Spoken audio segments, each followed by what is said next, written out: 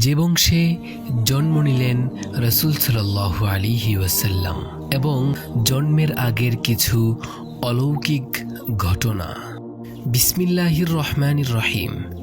আসসালামু আলাইকুম প্রিয় ভাই ও বোনেরা, গত পর্বে আমরা দেখেছি কি ভয়ঙ্কর অন্ধকারে ডুবেছিল পুরো পৃথিবী। জাহিলি যুগের সেই অমানবিক সমাজ যেখানে সত্য হারিয়ে গিয়েছিল, ন্যায় বিচার ছিল না। আজকের পর্বে আমরা জানব এই অন্ধকার ভেদ করে যে আলো আসতে যাচ্ছিল, তিনি কোন বংশে জন্ম নিলেন, কেমন ছিল তার পরিবার, তার জন্মের আগে কি কি অদ্ভুত ঘটনা ঘটেছিল। রাসূল সাল্লাল্লাহু আলাইহি সাল্লাম এর বংশধারা।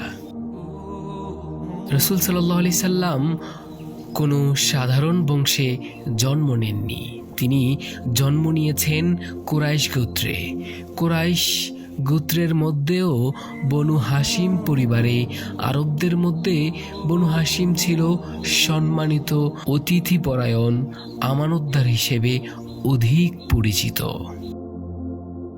রাসূল সাল্লাল্লাহু আলাইহি সাল্লাম এর বংশধারা পৌঁছে যায় হযরত ইব্রাহিম আলাইহিস সালাম এর পুত্র হযরত ইসমাইল আলাইহিস সালাম পর্যন্ত। আল্লাহ তাআলা নিজেই তাকে নির্বাচিত করেছিলেন সবচেয়ে পবিত্র বংশ থেকে। পিতামাতা আব্দুল্লাহ ও আমিনা রাদিয়াল্লাহু তাআলা আন। রাসূল সাল্লাল্লাহু আলাইহি সাল্লাম এর পিতার নাম আব্দুল্লাহ ইবনে আব্দুল মুত্তালিব। তিনি ছিলেন অত্যন্ত চরিত্রবান, নম্র, সম্মানিত যুবক। কিন্তু আল্লাহর হিকমত, রাসূল সাল্লাল্লাহু আলাইহি সাল্লাম জন্ম নেওয়ার আগেই তার পিতা আব্দুল্লাহ ইন্তেকাল করেন। অর্থাৎ রাসূল সাল্লাল্লাহু আলাইহি সাল্লাম জন্ম নিলেন ইয়াতীম অবস্থায়।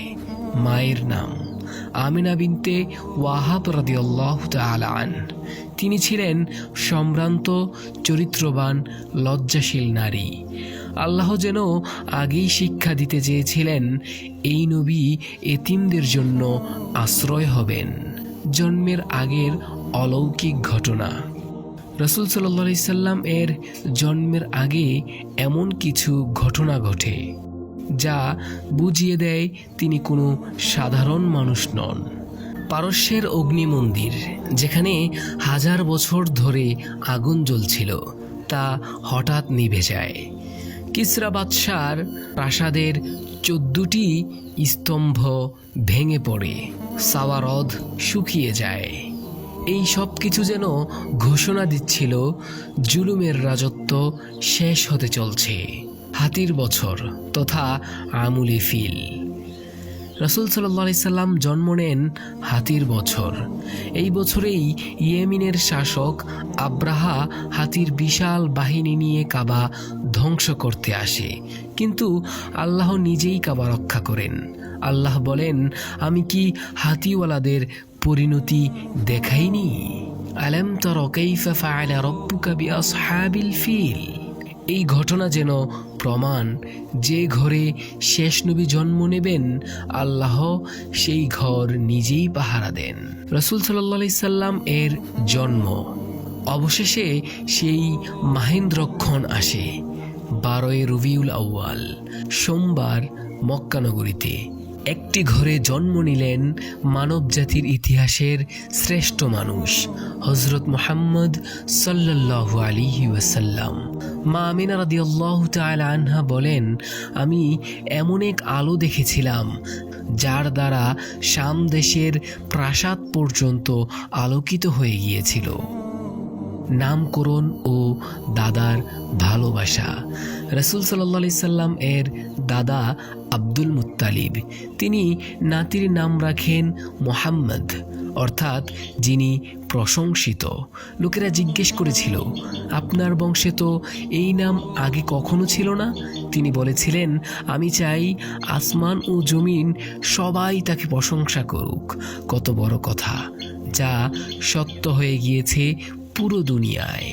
শিক্ষা ও ভাবনার জায়গা। লক্ষ্য করুন, সর্বশ্রেষ্ঠ নবী কিন্তু ইয়াতীম, ধন সম্পদহীন, ক্ষমতাহীন পরিবারে জন্ম। কিন্তু কেন? যেন মানুষ বুঝে মর্যাদা আসে আল্লাহর কাছ থেকে, বংশ বা সম্পদ থেকে নয়। প্রিয় দর্শক, এই ছিল একদম সংক্ষিপ্ত আকারে মহানবী সাল্লাল্লাহু আলাইহি সাল্লাম এর জন্মের গল্প, যার আলো আজও আমাদের হৃদয় আলোকিত করে। পরবর্তী পর্বে আমরা জানব শৈশবেই কিভাবে আল্লাহ তাকে বিশেষভাবে লালন পালন করলেন। দুধমা হালিমা রাদিয়াল্লাহু তাআলা আনহা এর ঘরে কি অলৌকিক ঘটনা ঘটেছিল। ভিডিওটি ভালো লাগলে লাইক দিন, শেয়ার করুন, আর আমাদের সিরাত সিরিজের সাথেই থাকুন। আল্লাহ আমাদের সবাইকে রাসূল সাল্লাল্লাহু আলাইহি সাল্লাম এর ভালোবাসা হৃদয়ে ধারণ করার তৌফিক দিন। আমিন।